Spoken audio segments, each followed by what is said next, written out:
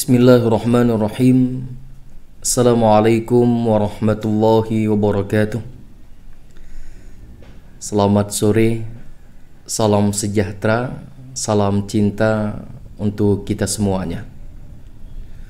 Alhamdulillah, alhamdulillahilladzi khalaqal mauta wal hayata liyabluwakum ayyukum ahsanu amala.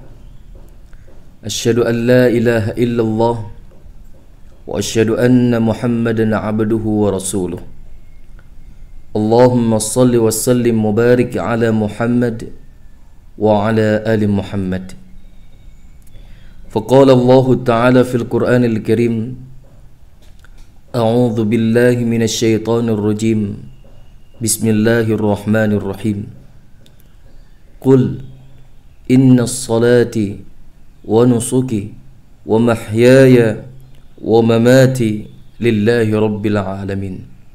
Sadaqallahul azim, sadaqallahul azim, sadaqallahul azim. Syederalun, rekan metuah, sahabat surga yang insyaallah dimuliakan olehnya. Seiring dengan darah kita yang terus mengalir, seirama dengan jantung yang terus berdetak, nadi yang terus berdenyut, marilah tuan dan puan, ayah bunda, saudara metuah, untuk tiada henti-hentinya kita memanjatkan puji dan syukur kita kepada Allah Subhanahu wa Ta'ala. Allah yang telah memberikan begitu banyak nikmat kepada kita. Dengan nikmat ini tentunya hidup yang kita rasa terasa indah, berwarna-warni dengan begitu eloknya. Allah Subhanahu wa Ta'ala telah memberikan begitu banyak nikmat kepada kita. Allah berikan akal kepada kita yang tidak diberikan kepada makhluk-makhluk lainnya. Dengan akal, hadirin, kita bahkan bisa terbang ke langit dengan diciptakannya pesawat terbang. Dengan akal, kita bisa berlayar di lautan dengan diciptakannya perahu layar. Bahkan dengan akal, kita bisa membedakan yang mana cinta, yang mana dusta, yang mana yang datang untuk membahagiakan, dan yang mana yang datang untuk menaruh luka. Demikian saudara metuah, tidaklah lupa kita hantarkan selawat dan salam kepada sosok yang begitu mulia, pribadi yang begitu kita amat cinta. Beliau yang dilahirkan di kota Mekah, Habibullah itu gelar dari Allah, Al-Amin itu panggilan orang-orang Mekah, buah hati dari Siti Aminah, suami tercinta dari Bunda Khadijah, yaitu Nabi kita Muhammad sallallahu alaihi wasallam. Yang cintanya, hadirin, tidak hanya pada keluarganya saja, dan tidak hanya sahaja pada sahabat-sahabat seetnis, namun juga kepada kita umat-umat akhir zaman. Pernah pada suatu ketika, saudara metuah, saat baginda Rasulullah sallallahu alaihi wasallam bersama dengan sahabat-sahabat mulia, kemudian Rasulullah sambil berbincang-bincang mesra dengan sahabatnya bertanya kepada mereka, "Tahukah kalian siapa yang mulia?" Para sahabat pada saat itu, teman-teman, ada yang menjawab, "Yang mulia itu ya Rasulullah, mereka para malaikat." Kemudian Rasulullah tersenyum sembari berkata kepada sahabat-sahabatnya, "Benar apa yang telah engkau sampaikan. Yang mulia itu adalah para malaikat. Bagaimana tidak? Malaikat begitu mulia. Mereka mengerjakan perintah-perintah Allah Subhanahu wa Ta'ala. Bagaimana mungkin mereka tidak mulia?" Kemudian Rasulullah menyambung dari pernyataannya itu, tapi bukan itu yang kumaksud. Kemudian sahabat yang lain, saudara mertua, ada yang menjawab, ya Rasulullah, yang mulia itu adalah para nabi. Rasulullah pun menjawab, iya. Bagaimana tidak mereka mulia? Sahabat Rasulullah menjawab bahwa yang mulia itu adalah para nabi. Rasulullah menjawab, iya, para nabi itu mulia. Bagaimana tidak mungkin mereka tidak mulia? Mereka begitu luar biasa di dalam dakwahnya. Mereka mensyiarkan agama Allah Subhanahu wa ta'ala. Bagaimana tidak mungkin mereka tidak mulia? Tetapi kata baginda Rasulullah, bukan itu yang aku maksud. Terdiam sunyi, para sahabat mau jawab siapa yang dimaksud oleh Rasulullah. Kemudian ada satu dari sekian banyak sahabat menjawab kembali dari apa yang dipertanyakan oleh baginda Rasulullah sallallahu alaihi wasallam. Ya Rasulullah, yang mulia yang kau maksud adalah kami para sahabat-sahabatmu. Rasulullah tersenyum sembari menjawab, iya. Bagaimana mungkin kalian tidak mulia? Kalian membantu aku di dalam dakwah. Bagaimana mungkin kalian tidak mulia?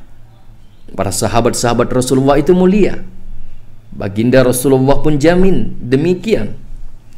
Tetapi Rasulullah berkata kepada sahabat-sahabatnya, bukan itu yang aku maksud. Rasulullah pada saat itu terdiam. Para sahabat pun tiada kata. Tiba-tiba air mata Rasulullah memasahi pipinya. Jenggotnya pun begitu basah dengan tangisan baginda Rasulullah sallallahu alaihi wasallam. Terdengar lirih tangisan baginda Rasulullah. Tahukah kalian siapa yang mulia itu? Baginda Rasulullah berkata di hadapan sahabat-sahabatnya yang mulia, tahukah kalian siapa yang mulia itu? Yang mulia itu adalah umatku di akhir zaman. Mereka tidak pernah melihatku. Mereka tidak pernah berjumpa denganku. Mereka tidak pernah berbicara denganku.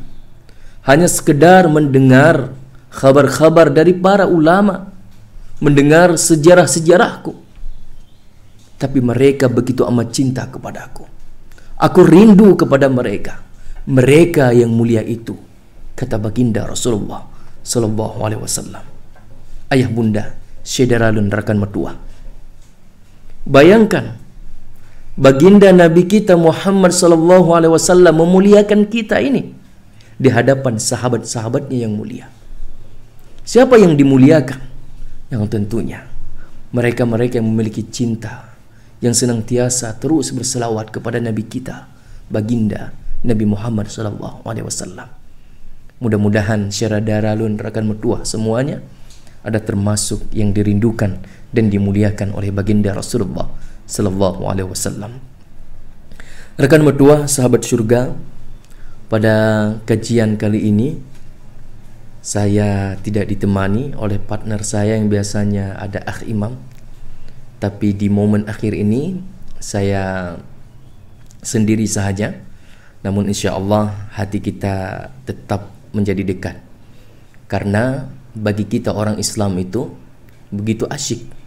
Ketika jasad tidak bisa bersama, ada hati yang mengingatkan lisan untuk terus berdoa. Mudah-mudahan ya, kita terus mendoakan sahabat-sahabat kita, keluarga kita, guru-guru kita di dalam kebaikan. Adapun kajian kita pada sore hari ini adalah tentang terkait hatimu tak pantas untuk terluka. Ya, inilah tema yang kita kira juga yang begitu menarik dan perlu kita bahas.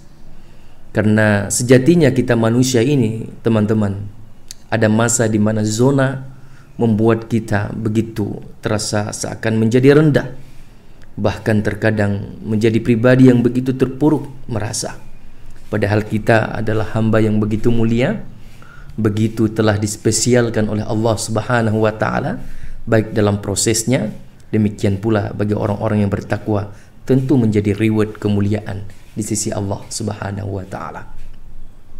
Syederalun, sebelum kita melangkah lebih jauh, mari kita bertanya di dalam hati kita ini. Kira-kira teman-teman, siapakah mereka yang paling sengsara hatinya di dunia ini? Apakah mereka yang putus pacarnya, yang tidak dijadikan untuk pilihan dinikahkan misalnya? Ataukah mereka yang bisnisnya hancur? Syederalun rekan mertua, mereka-mereka yang tidak bisa merasakan nikmat hatinya di dalam kehidupan ini adalah mereka yang tidak mau dan tidak mampu menjaga hati dengan begitu baik. Hatinya itu terluka ketika melihat orang-orang bahagia. Jiwanya begitu marah ketika melihat orang yang lain tidak memberi apresiasi pada kebaikan-kebaikan yang dilakukan. Ataupun ketika Allah Subhanahu wa Ta'ala memberikan nikmat yang begitu luas, harta yang begitu banyak, tahta, jabatan yang begitu tinggi, hatinya tidak mampu juga menghantarkan ketenangan. Bukan karena takut tidak amanah, tapi khawatir apa yang telah diraih hilang sekejap mata. Orang-orang yang seperti ini dipastikan tidak bisa merasakan ketenangan dan kenyamanan di dalam kehidupannya, meskipun di dalam kenikmatan yang berlimpah. Tapi saudara rekan mertua, tahukah kita siapa-siapa mereka yang begitu tentram hatinya, damai, sejahtera di dalam jiwa?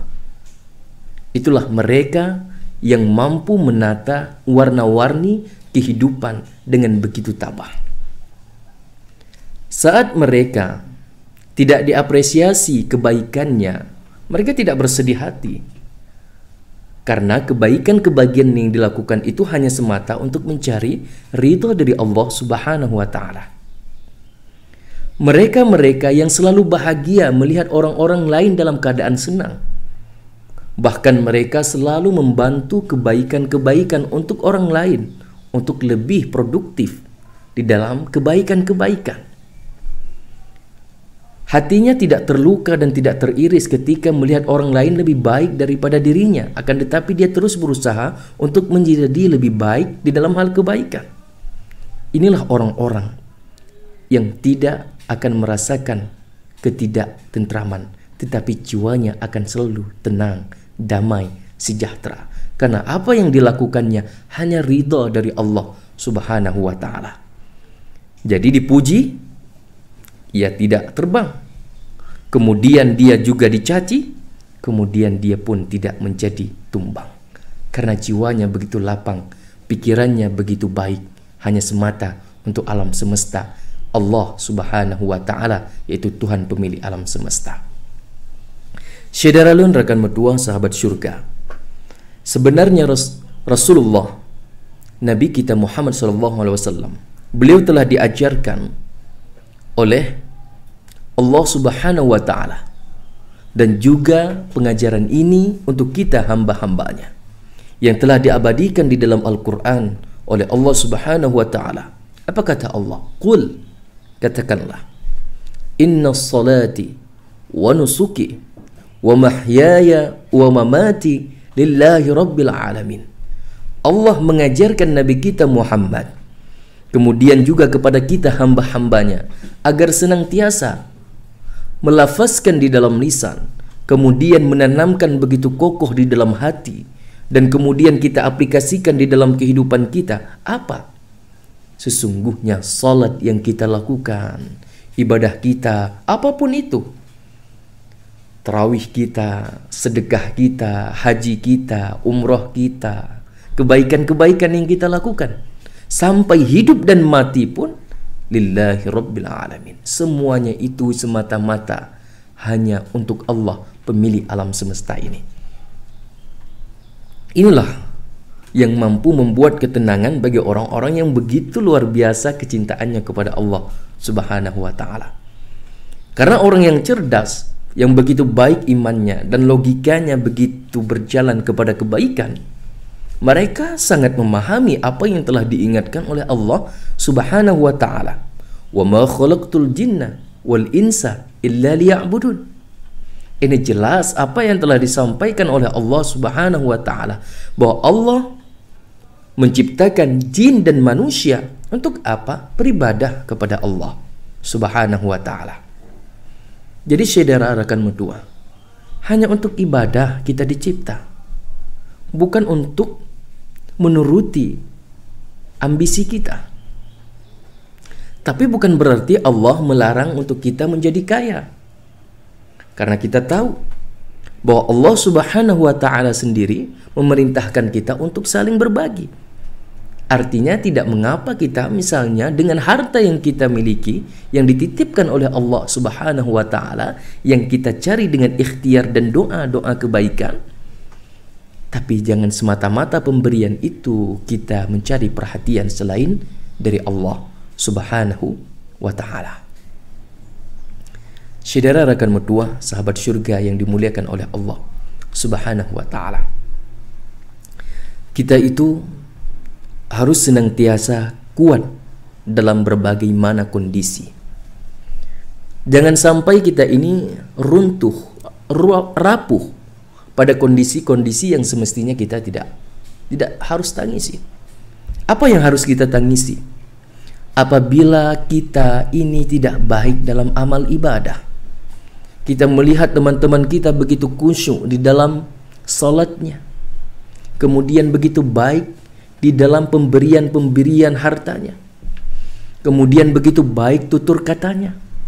Itu yang seharusnya kita sedih apabila kita tidak mampu seperti yang teman-teman kita lakukan. Jangan sampai kebaikan-kebaikan yang dilakukan itu membuat kita iri. Iri dalam kebaikan tidak masalah, jangan sampai menjatuhkan mereka. Maka ini yang harus kita perhatikan dan kita didik diri kita, agar hati kita menjadi tentram dan tenang dengan begitu baik. Kita karena tahu teman-teman, yang namanya hidup itu, ingat, ya pasti ada naik dan turunnya. Seperti orang yang sedang sakit di rumah sakit, kan ada alatnya itu untuk mendeteksi ting ting naik turun. Kalau itu berhenti, maka sudahlah kehidupannya. Demikian pula kehidupan kita, ada saat kita di atas, ada saatnya kita di bawah. Tapi bagaimana kita memposisikan diri sebagai hamba Allah yang terbaik di dalam amalan-amalan kita. Ini yang disampaikan oleh Allah Subhanahu wa ta'ala di dalam Al-Quran. Alladzi khalaqal mauta wal hayata liyabluwakum ayyukum ahsanu amala. Jadi Allah ciptakan kehidupan ini, demikian kematian, ya. Untuk apa? Untuk melihat siapa di antara kita yang baik amalnya. Baik dia yang kaya, yang miskin, bagaimana amalannya? Yang miskin tidak mencaci maki yang kaya karena keiriannya. Demikian pula yang kaya jangan sampai mencaci maki yang miskin karena kedengkiannya. Karena sama-sama ini jika diluruskan, bisa saja itu menjadi nikmat dan bahkan sebaliknya. Walaupun kita tahu bahwa harta-harta nanti akan dihisab, diminta pertanggungjawabannya. Tapi apakah ini membuat kita tidak ingin menjadi orang yang kaya? Saudara rekan medua, Nabi Sulaiman di dalam Al-Quran itu dengan kemuliaannya sebab ilmu dan harta yang begitu banyak.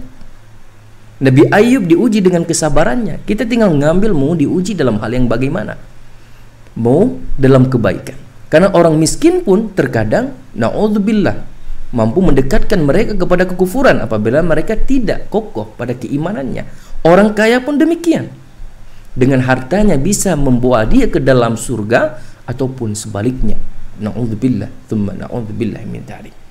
Jadi bagaimana kita memposisikan diri setelah ikhtiar yang begitu baik yang kita lakukan, kita menjadi aktor-aktor yang terbaik sebagaimana yang telah disampaikan oleh Allah Subhanahu wa taala di dalam Al-Qur'an. Tapi ayat ini teman-teman bukan berarti Allah itu tidak tahu siapa dan bagaimana kejadian ke depan, tidak. Ini fungsi di mana ayat ini memberitahu kepada kita bahwa ada ruang-ruang ikhtiar bagi kita, agar kita nanti tidak berdebat di hadapan Allah Subhanahu wa taala. Demikian adilnya Allah Subhanahu wa taala. Hal ini memberi penjelasan kepada kita, jangan sampai kita ini menjadi hamba-hamba yang diam-diam saja. Jangan sampai seperti air yang mengalir, atau seperti kapal tanpa nahkoda terombang-ambing di bawah angin. Syukur jika dibawa kepada pelabuhan yang baik.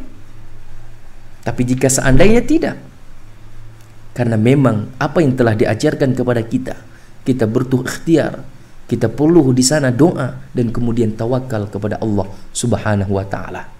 Berusaha untuk mendapatkan apa yang kita cintai dan jangan lupa belajar untuk mencintai apa yang kita dapatkan. Inilah yang diajarkan di dalam hati kita seorang mukmin yang sejati. Karena kenapa teman-teman? Di dalam kehidupan yang kita jalani ini perlu rancangan-rancangan, perlu harapan-harapan yang disandarkan kepada Allah Subhanahu wa taala. Ada planning-planning yang dikerangkakan, baik itu jangka pendek ataupun jangka panjang, supaya kita ini lebih produktif. Ada sesuatu hal yang nanti menjadi plan bagi kita agar kita ini tidak gagup dengan kondisi-kondisi yang nampak kepada kita, sehingga tetap ketika Allah berikan kita begitu siap menerimanya, menjadi hamba yang menjadi baik. Saudara rekan metua, Allah itu maha adil dan tidak akan menzalimi hambanya pada setiap apa yang diikhtiarkan. Meskipun kita mungkin sebagian besar, bahkan mungkin sebagian kecil, kita tidak memahami perspektif keadilannya Allah Subhanahu wa taala. Na'udzubillah, thumma na'udzubillah min dzalik. Yang jelas, Allah sang pemilik alam semesta, Tuhannya kita dan semuanya Tuhan, tiada Tuhan selain dirinya. Ia begitu adil dan bijaksana, tidak pernah menzalimi hamba-hambanya. Tugas kita hanyalah bagaimana menjadi hamba aktor yang paling baik di dalam dunia yang telah diberikan potensi yang berbeda-beda oleh Allah Subhanahu wa taala. Saudara lekam tua, kita bisa melihat begitu banyak di dalam ayat suci Al-Qur'an di mana Allah menyuruh kita untuk berikhtiar. Selain dari tawakal yang memang itu jangan dilupakan. Apa kata Allah di dalam Al-Quran? Innallaha la yughayyiru ma biqaumin hatta yughayyiru ma bi anfusihim. Di sini sangat jelas ketika Allah Subhanahu wa taala menyampaikan kepada kita semuanya ini, bahwa Allah Subhanahu wa taala tidaklah mengubah suatu kaum apabila kaum itu tidak mengubahnya. Teman-teman, saya ingin share ini ya. Ini insya Allah mudah-mudahan bisa menjadi motivasi bagi kita. Karena rezeki itu memang ada yang harus diusahakan, ada memang yang datangnya min haitsu la yahtasib.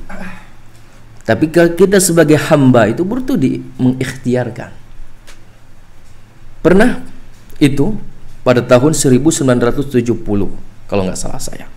Kalimat ini mampu membuat termotivasi seorang mantan presiden Korea Selatan, Park Chung-hee, saat dia berkunjung ke Aceh di tahun 1970 kalau nggak salah saya. Di sana ada sebuah kalimat tertulis indah khat dengan bacaan innallaha la yughayyiru ma biqaumin hatta yughayyiru ma bi anfusihim. Karena dia penasaran, dia tanya itu kepada penerjemahnya. Kemudian disampaikan kepada dirinya bahwa ini adalah firman Allah Subhanahu wa taala yang memiliki maksudnya adalah bahwa Allah Subhanahu wa taala tidaklah mengubah suatu kaum sampai kaum itu mengubah keadaannya.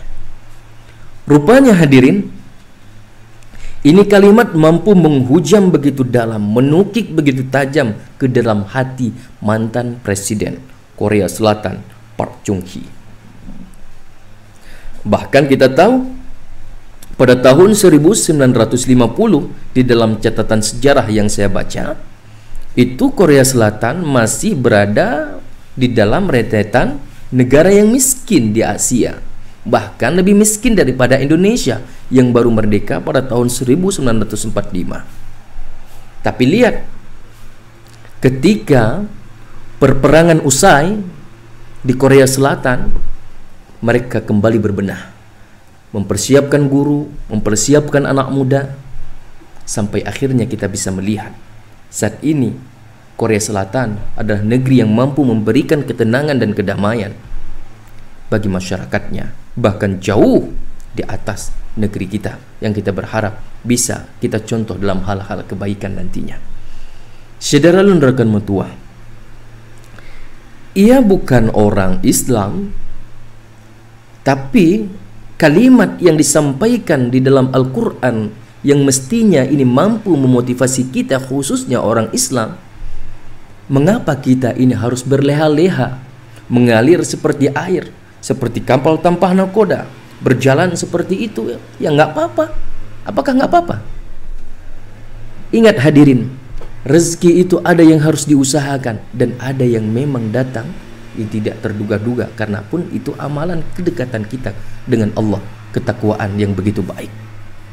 Artinya apa? Selain kedekatan kita dengan Allah Subhanahu wa Ta'ala, ada yang harus kita usahakan. Bahkan kita bisa lihat itu sahabat Rasulullah mengajarkan hal begitu baik kepada kita. Kita sebut salah satu nama Abdullah bin Jahsy. Teman-teman, Abdullah bin Jahsy pernah pada suatu ketika itu, ketika di malam perang Uhud, para sahabat Rasulullah berdoa. Tapi doa Abdullah bin Jahsy pada malam itu unik, berbeda dengan teman-teman lainnya. Apa yang diminta oleh Abdullah bin Jahsy? Ya Allah, aku besok akan berjumpa dengan musuhku. Kemudian aku akan membunuh mereka. Dan mereka pun akan membunuhku. Mereka akan mencincang telingaku. Dan aku akan berhadapan berjumpa denganmu, wahai Rabbku. Dan engkau akan bertanya kepadaku, demi apa ini semuanya? Dan aku akan menjawab, demimu, wahai Rabbku. Coba lihat teman-teman, doa yang dipanjatkan oleh Abdullah bin Jahsy. Dia memohon syahid di medan perang Uhud. Sampai-sampai teman-teman, saudara rakan medua, Sa'ad bin Abi Waqqas, sahabatnya Abdullah bin Jahsy, ketika mereview kembali doa yang dipanjatkan oleh Abdullah bin Jahsy, meneteskan air mata. Apa kata Sa'ad bin Abi Waqqas? Allah telah mengijabahkan doa Abdullah bin Jahsy. Doanya lebih baik daripada doa kami. Aku meminta di malam perang Uhud agar bisa berjumpa dengan musuh yang begitu kuat. Kemudian aku akan membunuhnya dan aku mengambil rampasan perang. Tapi Abdullah bin Jahsy memohon syahid di medan perang Uhud dan Allah telah mengijabahkannya. Di sini kita bisa belajar, saudara rakan mutua, bagaimana sahabat-sahabat Rasulullah merancang bagaimana finishing dari kematiannya, dari wafatnya. Jadi bagaimana mungkin kehidupan yang kita jalani ini kita begitu-begitu saja, tidak kita rancang. Seharusnya ada rancangan-rancangan yang begitu baik. Jangan sampai nanti kehidupan ini membuat kita sedih. Tetaplah kokoh dalam perjuangan. Berjuang untuk mendapatkan apa yang kita inginkan, apa yang kita cintai, dan jangan sampai kita lupa untuk belajar terhadap apa yang telah diberikan oleh Allah Subhanahu wa Ta'ala. Saya selalu sampaikan kepada teman-teman saya, ayo, marilah untuk mendapatkan apa yang kita cintai. Tapi jangan lupa belajar untuk mencintai apa yang kita dapatkan. Mungkin anak-anak muda kita sering sampaikan itu, engkau adalah aminku yang begitu serius, tapi kini engkau telah menjadi ikhlasku yang tulus. Masya Allah. Ikhlas itu ya bukan melepaskan, tapi menerima. Menerima kalau dia tidak ditakdirkan untuk Anda. Artinya apa? Lapang dada dirinya menerima ketentuan dari Allah Subhanahu wa Ta'ala. Syederun rekan mertua, kita manusia ini ya tidak terlepas dari yang namanya masalah. Saat kita berinteraksi sama teman-teman kita, ya kan, kemudian kita berbincang-bincang sama istri kita, nggak silap, nggak tersedar, sudah pada hal-hal yang sensitif sehingga menyakiti hatinya. Kemudian ketika kita bersama bos kita atau sama bawahan kita dan lain sebagainya, ada saja permasalahan yang hadir. Tapi saudara rekan mertua, sebenarnya Allah Subhanahu wa Ta'ala itu telah memberikan solusi kepada kita yang begitu ekonomis namun efektif. Inilah solusi yang diberikan oleh Allah Subhanahu wa Ta'ala. Apa kata Allah Subhanahu wa Ta'ala ketika kita berada dalam keadaan yang tidak baik-baik saja? Allah berfirman di dalam Al-Quran, wasta'inu bis-sabri was-salah wa innaha lakabiratun illa 'alal khashi'in alladzina yadhunnuna annahum mulaqu rabbihim wa annahum ilaihi raji'un. Indah banget. Bayangkan teman-teman, kita kalau melihat orang lain aja ke sini minta sesuatu kepadaku, bahagia luar biasa, bahkan kita meminta dengan senang hati. Ini Allah sendiri yang mengatakan kepada kita, saudara dan rekan mertua, wasta'inu bis-sabri was-salah. Mohonlah pertolongan oleh kalian. Dengan apa kata Allah? Bis-sabri was-salah, yaitu dengan sabar dan salat. Sabar ini teman-teman, saudara dan rekan mertua, dia itu bukan pasif tapi aktif. Makanya Allah Subhanahu wa Ta'ala mengatakan di dalam Al-Quran, wabasyiris sabirin, yaitu berilah kabar gembira kepada orang-orang yang sabar, yang dimana ketika diberikan musibah atau suatu hal yang tidak mengenakkan mereka, alladzina idza asabathum musibah qalu inna lillahi wa inna ilaihi raji'un. Kita semuanya itu milik Allah dan akan kembali kepada Allah. Artinya apa? Ada zona di mana kita kembalikan lagi kepada Allah, titik nol kita untuk memulainya. Ada muhasabah di sana. Kembali perbaharui niat, kemudian kembali memperbaharui teknik-teknik perjuangan yang mestinya harus diperbaiki. Maka sabar itu tidak pasif tapi aktif, sehingga menuntut di sana ada hal-hal pengetahuan yang mestinya kita gali dan terus kita belajar. Makanya nanti ada wabasyiris sabirin, ada kabar gembira dari Allah Subhanahu wa Ta'ala, baik itu yang sudah kita rancang maupun yang tidak terduga-duga yang datang dari Allah Subhanahu wa Ta'ala. Yang kedua kata Allah Subhanahu wa Ta'ala untuk kita semuanya, ya, Masya Allah, agar kita tenang hatinya di dalam kondisi yang terpuruk dan tidak baik-baik saja. Dengan apa kata Allah minta pertolongan? Dengan salat. Kenapa dengan harus salat? Karena di sana saudara rekan mertua begitu banyak harapan dan doa yang dipanjatkan. Karena di sana adalah zona di mana waktu kita dekat dengan Allah Subhanahu wa Ta'ala. Tapi ini tidak mudah, sabar dan salat ini, kata Allah Subhanahu wa Ta'ala, illa 'alal khashi'in. Ya, wa innaha lakabiratun illa 'alal khashi'in. Itu menjadi besar. Solusi itu tidak mudah kecuali bagi orang-orang yang khusyuk. Artinya orang-orang yang benar-benar fokus dirinya itu, tidak terpengaruh dengan hal yang lain. Fokus pada apa? Alladzina yadhunnuna annahum mulaqu rabbihim wa annahum ilaihi raji'un. Fokus mereka bahwa pada suatu ketika nanti mereka itu yakin dan mengira memang sudah mestinya akan kembali kepada Allah. Dan mereka semuanya yakin bahwa akan berjumpa dengan Rabb sang pemilik alam semesta ini. Maka dengan apa yang dia lakukan itu, tentu dengan role model yang telah diajarkan oleh baginda Rasulullah Sallallahu Alaihi Wasallam, yang merupakan idola kita dan panutan kita, yang dimana ia telah dididik oleh Allah Subhanahu Wa Taala. Makanya teman-teman, ini perlu kita pahami. Ini begitu ekonomis sebenarnya, namun efektif kesabaran dan sholat. Sabar menuntut kita lebih aktif untuk memuhasabah diri, kembalikan niat kepada Allah, kemudian kembali memuhasabah apa yang semestinya harus kita perbaiki, teknik-tekniknya, maka nanti wabasyiris sabirin, akan ada kabar gembira bagi orang-orang yang sabar. Syedarun kan metuah salat. Kita tahu bahwa salat itu adalah momen di mana ada harapan yang begitu banyak yang kita panjatkan kepada Allah.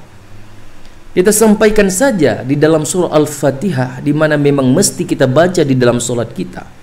Minimal jika kita melaksanakannya sehari semalam 5 waktu, ada 17 kali pemohonan di sana yang kita harapkan kepada Allah Subhanahu wa taala.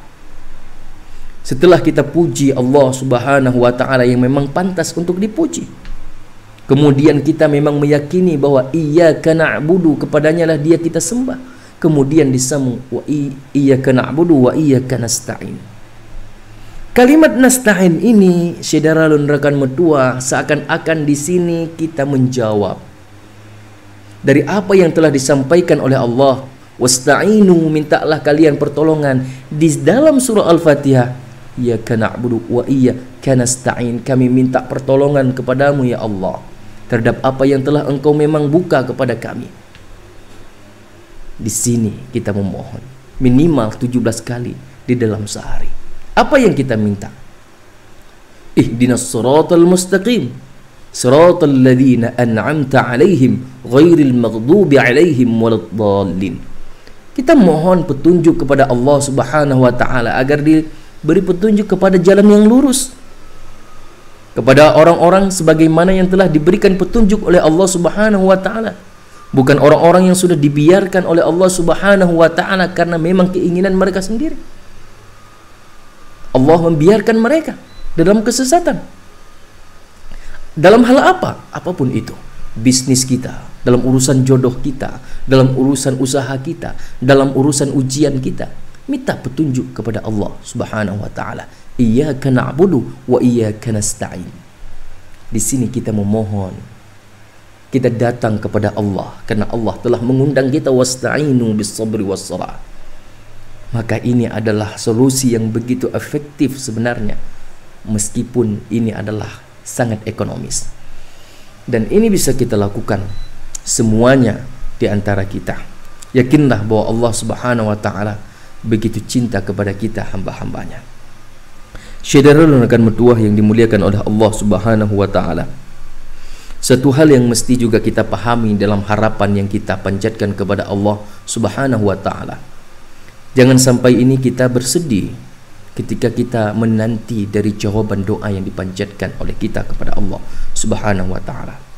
Karena kita tahu teman-teman, dan sudah dijelaskan oleh para alim ulama dan oleh guru-guru kita, bahwa Allah Subhanahu wa taala itu sendiri menjawab dari jawaban doa kita itu ada beberapa tahapan. Ada beberapa model yang tentunya Allah tahu apa semestinya kita butuhkan. Yang pertama, diajarkan oleh para ulama dan dipahamkan kepada kita oleh guru-guru kita, bahwa Allah Subhanahu wa taala ada doa yang dipanjatkan itu langsung untuk diijabahkan. Karena Allah tahu memang itu ya butuhkan. Makanya Allah iakan pada apa yang kita panjatkan. Kemudian yang kedua, ada doa di mana Allah tunda terlebih dahulu. Tapi bukan berarti Allah tidak mau ijabahkan, tapi karena Allah tahu kita belum butuh.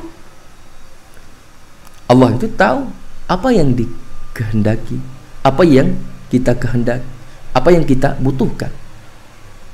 Jangankan kita, Nabi kita Muhammad SAW pernah Allah tunda doanya ketika baginda Rasulullah SAW berharap dengan tetapan ke atas langit agar dipindahkan kiblat dari Masjidil Aqsa ke Masjidil Haram.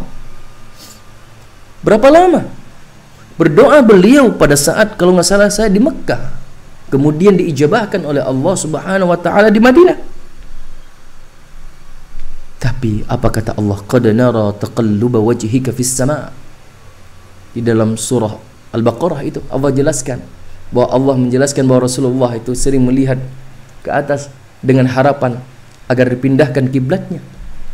Berapa lama? 3 tahun Rasulullah berharap kemudian dipindahkan oleh Allah Subhanahu wa ta'ala. Di sini kita bisa belajar bahwa ada doa di mana Allah tunda terlebih dahulu. Seperti seorang anak 10 tahun meminta dibeli mobil. Secara logika, apabila orang tuanya kasihan kepada dirinya, meskipun banyak uang, tidak akan membeli mobil itu. Akan disimpan terlebih dahulu ketika dia nanti pantas untuk memakainya. Dan yang ketiga, ada doa di mana Allah ganti yang lebih baik. Jangan bersedih. Tuan guru kita sering mengingatkan kepada kita bahwa ketika apa yang kita panjatkan, apa yang kita doakan, kemudian tidak seperti yang kita harapkan, maka bersenanglah. Karena kita sejatinya sudah masuk di dalam rencananya Allah Subhanahu wa ta'ala. Bahkan salah satu sahabat Rasulullah itu, saya lupa namanya, sahabat 4 itu, pernah mengatakan, ketika apa yang saya minta tetapi Allah berikan hal yang lain, itu yang paling saya senangi. Karena apa? Dari sana kita masuk pada rencananya Allah Subhanahu wa ta'ala. Makanya saudara dan rekan mertua, dalam kondisi bagaimanapun hati kita tetaplah bersyukur dan bersabar dengan keadaan yang telah ditentukan oleh Allah Subhanahu wa ta'ala. Karena cinta orang mukmin itu seperti yang disampaikan di dalam Al-Qur'an, walladzina amanu asyaddu hubban lillah. Begitu luar biasa, begitu dahsyat kecintaannya. Mereka tidak pernah berburuk sangka dalam keadaan yang bagaimanapun. Saya kan pernah cerita itu, bagaimana Nizami menulis sebuah kisah novel Qais dan Laila yang dia harapkan untuk bisa menjelaskan kepada anak manusia, mestinya minimal seorang hamba mencintai Allah ya seperti Qais mencintai Laila. Pernah itu pada suatu ketika teman-teman, untuk mengakhiri kajian ini, saya ingin ceritakan, Qais itu begitu amat rindu kepada Laila. Laila pun begitu rindu kepada Qais karena mereka memang saling mencintai, tapi tidak direstui oleh keluarganya. Sampai karena kerinduan itu, Laila membuatlah jamuan untuk banyak orang. Siapapun yang ingin datang, dia akan jamu. Kemudian Laila sendiri yang membagi piring-piring untuk mengambil jamuan yang telah disediakan. Banyak orang yang mengantri, termasuk tidak terkecuali Qais mengambil antrian untuk mengambil piring. Kemudian sesampai pada saat dia mengambil piring kepada Laila, apa yang dilakukan Laila? Apakah piring itu diberikan kepada Laila, kepada Qais? Tidak. Piring itu dipecahkan oleh Laila di hadapan mata Qais. Orang yang melihat pada saat itu merasa bahagia keluarganya, seakan Laila memberi kabar bahwa dia tidak lagi mencintai Qais. Masya Allah. Tapi Qais tersenyum-senyum saja. Orang merasa, dah gila ini Qais.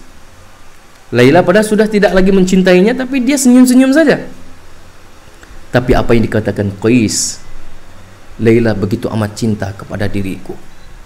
Dia memecahkan piring ini di hadapanku agar saya kembali mengambil antrian yang baru, agar saya bisa lagi kembali berjumpa dengan Laila. Ini yang dipahami oleh orang yang dicinta. Dia tiada dendam, dia tiada benci. Yang dia lihat adalah kebaikan, karena di dalam hatinya tiada ruang kecuali dari cinta, kebaikan. Maka ketika kita benar cinta kepada Allah Subhanahu wa ta'ala, kita berikhtiar sebagaimana trek yang telah diajarkan kepada Nabi kita Muhammad, dan juga Nabi telah menjelaskan kepada kita. Dan ketika Allah memberikan tidak semesti yang kita harapkan, Allah berikan apa yang kita butuhkan, maka bersenanglah karena kita sudah berada di mana zona kita masuk di dalam rencananya Allah Subhanahu wa ta'ala.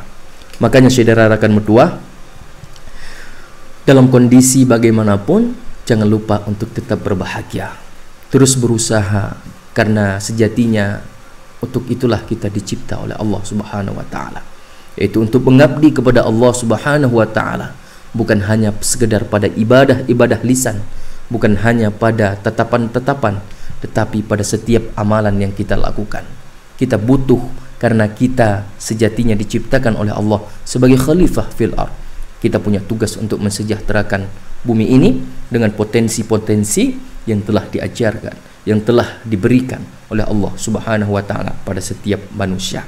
Insya Allah mudah-mudahan kita mampu mengoptimalkan potensi yang telah diberkahi oleh Allah kepada kita pada kebaikan sehingga mampu mendekatkan diri kita kepada Allah Subhanahu wa taala, maka layaknya kita benar pengabdiannya benar-benar karena Allah Subhanahu wa taala. Insyaallah, amin amin ya rabbal alamin. Saya pada hari ini secara pribadi juga memohon maaf atas segala banyak silap dan kata, mungkin tidak tersedar apa yang saya sampaikan, ada hal yang keliru, mungkin boleh diluruskan. Di depan kita akan menjalankan hari kemenangan. InsyaAllah di hari kemenangan ini, meskipun kita begitu sedih ditinggalkan oleh bulan suci Ramadan, tapi ada kebahagiaan-kebahagiaan di sana untuk saling memaafkan dan lebih dekat di antara satu dengan yang lainnya dan lebih kompak pada kebaikan-kebaikan. InsyaAllah. Amin amin ya rabbal alamin. Assalamualaikum, salaman daiman, syukran kasiran. Assalamualaikum warahmatullahi wabarakatuh.